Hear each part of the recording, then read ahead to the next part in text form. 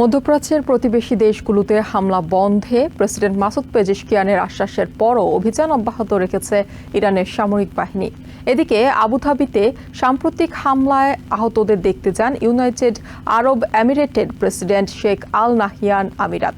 শত্রুদের হুঁশিয়ারি দিয়ে তিনি জানান, আমিরাত কোনো সহজ শিকার নয়। অন্যদিকে ইস্তাম্বুলে এক সংবাদ সম্মেলনে তুর্কির পররাষ্ট্রমন্ত্রী হাকান ফিদান বলেন, ইরানের যে কোনো দুঃসাহসিক অভিযান বরদাস্ত করবে না আঙ্কারা।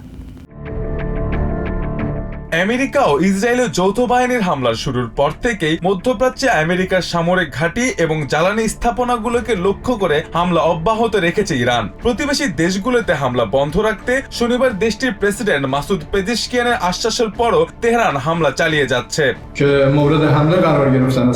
সশস্ত্র বাহিনীকে নির্দেশ দেয়া হয়েছে যেন তারা আর কোনো প্রতিবেশীর উপর ক্ষেপণাস্ত্র না ছোড়ে। আমাদের সব বিরোধ কূটনীতির মাধ্যমেই সমাধান করা উচিত।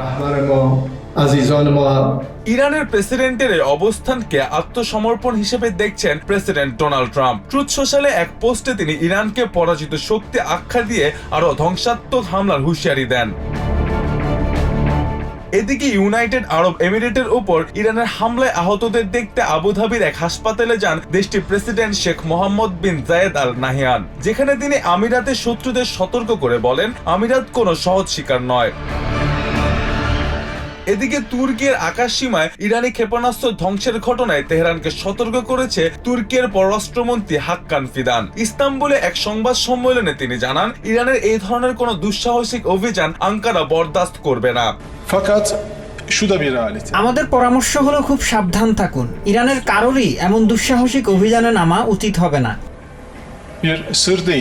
একই সাথে ইরানের অভ্যন্তরীণ স্থিতিশীলতা নিয়ে উদ্বেগ প্রকাশ করে তিনি বলেন, ইরানের জাতিগত ও ধর্মীয় উস্কানি দিয়ে সংঘাত তৈরির যে কোনো পরিকল্পনার বিরুদ্ধে তুর্কির অবস্থান স্পষ্ট। ইরানে গৃহযুদ্ধ বাঁধানোর চেষ্টা কিংবা জাতিগত ও ধর্মীয় উস্কানি দিয়ে সংঘাত তৈরির যে কোনো পরিকল্পনার বিরুদ্ধে তুরস্কের অবস্থান স্পষ্ট। এদিকে ইরানি প্রেসিডেন্টের বক্তব্যের কয়েক ঘন্টার মধ্যেই একাধিক ক্ষেপণাস্ত্র প্রতিহত করেছে দোহা। ফ্রান্স 24 এর দোহা প্রতিনিধি হোদা আবদাল হামিদের মতে, এই অঞ্চলে আমেরিকার বৃহত্তম সামরিক ঘাঁটি আল উদেইদ ছিল এই হামলার মূল লক্ষ্য। তিনি মনে করেন, কূটনৈতিক সিদ্ধান্তের তোয়াক্কা করছে না দেশটির সামরিক শাখা। অন্যদিকে ব্রিটিশ সরকার সরাসরি যুদ্ধে না থাকলেও তাদের ঘাঁটি ব্যবহার করে ইরানের উপর হামলা চালানো হলে তা বৈধ লক্ষ্যবস্তু করার প্রচ্ছন্ন হুমকি দিয়েছে তেহরান। লন্ডনে নিযুক্ত ইরানি রাষ্ট্রদূত সায়েদ আলী মুসাভি বিবিসিকে জানান, আত্মরক্ষার স্বার্থে পাল্টা জবাব দেওয়ার অধিকার আছে ইরানের।